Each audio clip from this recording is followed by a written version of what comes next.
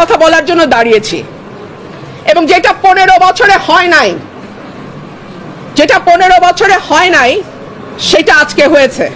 Almost আমার গায়ে ধাক্কা দিয়ে আমাকে ফেলে দেওয়ার চেষ্টা হয়েছে। যেই বিএনপির নেতা কর্মীদের জন্য গত 15 বছর লড়াই করলাম, তারা আমাকে এখন ধাক্কা দেয়। তো ঠিক আছে, ধাক্কার বদলে তো ধাক্কা আসবেই, তাই না? সেটাই হয়েছে। প্রিয় দর্শক, সাজ্জাদ কাদিরের প্রীতি নিন, শুভেচ্ছা নিন। এই মুহূর্তে আপনাদের সামনে কথা বলতে এসেছি। 15 বছরে যা হয়নি তা আজ হয়েছে।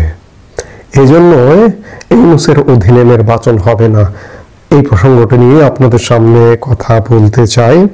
আজকে নির্বাচন কমিশনে একটি ঘটনা ঘটেছে। সীমানা নির্ধারণ নিয়ে দুপক্ষের শুনানি। ব্রাহ্মণবাড়িয়া 2 এবং 3 আসনের পক্ষে বিপক্ষে সীমানা নির্ধারণ নিয়ে বিএনপির 2 গ্রুপের মধ্যে নির্বাচন কমিশনে স্বয়ং প্রধান নির্বাচন কমিশনারের সামনে অন্যান্য নির্বাচন কমিশনাররা ছিলেন, নির্বাচন কর্মকর্তারা ছিলেন। ঠিক এমন সময়ে আজকে বিএনপি নেত্রী, বিএনপির আন্তর্জাতিক বিষয়ক সম্পাদক রুমিন ফারহানার সামনে কিংবা রুমিন ফারহানার সাথে এমন ঘটনা ঘটেছে, যার কারণে রুমিন ফারহানা বলতে বাধ্য হয়েছেন যে যা 15 বছরে হয়নি তা আজ হয়েছে, যাদের জন্য লড়েছি তারা এখন ধাক্কা দেয়। রুমিন ফারহানাকে ধাক্কা দেওয়া হয়েছে আজকে নির্বাচনী শুনানির মুহূর্তে। এরকম একটি ন্যাক্কারজনক ঘটনা ঘটেছে এবং একই সাথে আরেকটি ঘটনা ঘটেছে, যেটি হচ্ছে যে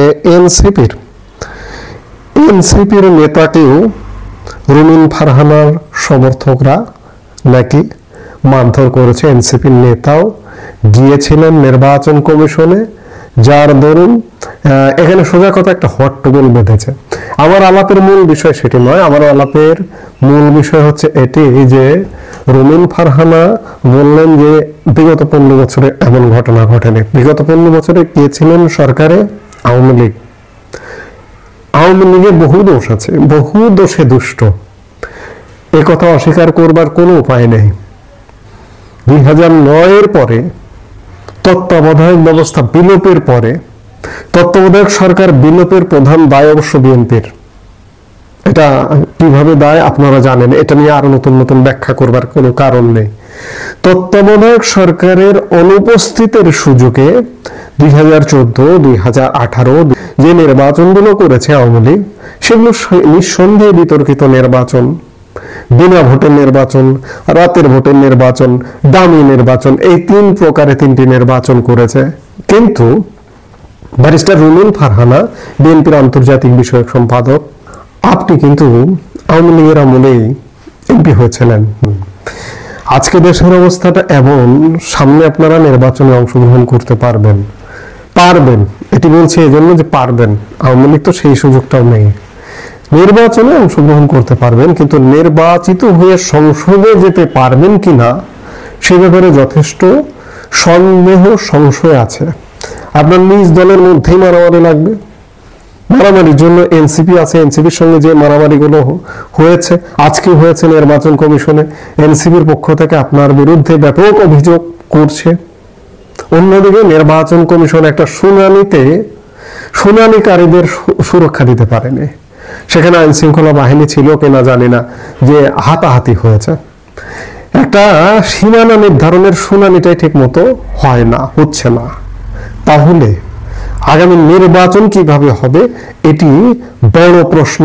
এবং আগামী নির্বাচন যে হবে না ইউনূসের অধীনে, বিএনপি যদি আজও এটি বিশ্বাস না করে, তাহলে বিএনপির ক্ষমতায় আসার আসলে যোগ্যতা নেই।